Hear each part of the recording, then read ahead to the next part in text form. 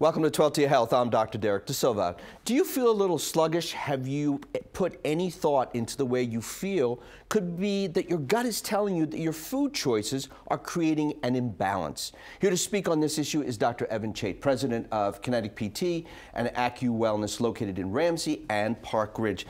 Thank you once again for joining us. Pleasure to have you here. You know, we talk a lot about your gut and gut health and something called dysbiosis. Correct. What is that? Well, dysbiosis is when we don't have enough good bacteria in the gut to offset the bad bacteria in the gut. Like bad bacteria could be a fungi, or it could be a parasite, or it could be a virus. And what do patients typically feel when they have this type of, and it's an imbalance, is it not? Imbalance, correct. So what do they typically feel when they have this type of imbalance? What's fascinating is it doesn't have to necessarily, they don't necessarily feel it in their gut. They can feel it in joints, they can feel it in chronic headaches, they can feel it in chronic low back pain, chronic foot pain. It could be anywhere in the body.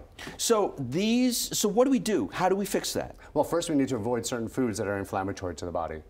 Typically wheat, rye, barley, oats, and cow dairy, they actually cause an inflammation in the gut.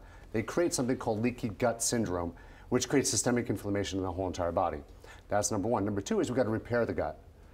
So how do we do that? Do we probiotics? I mean, what do we have to do? Yes, the best food source to heal leaky gut is called colostrum.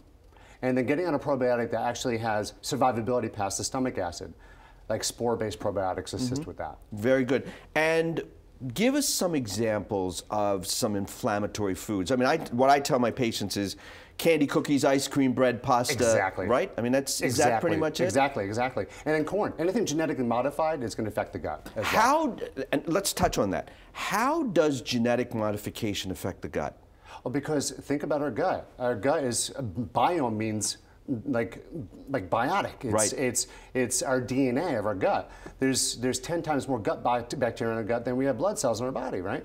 So if we're taking something that's genetically modified, it's going to alter the gut's function because it's going to affect the DNA of the gut. And it doesn't know what to do with it. No, it doesn't. It can't digest it. What I think people need to be aware of here, and I think the message is that be aware that some of these joint problems could be really coming from the gut. Correct. Exactly. Very good. Thank you so much. Great information. Appreciate you being here. And once again, folks, here's a look at what's coming up tomorrow. And remember, you can catch 12 to Health every Saturday and Sunday during our morning and afternoon newscasts. Once again, I thank you so much for spending some time with us here today. Here's a look at this week's Community Health Calendar.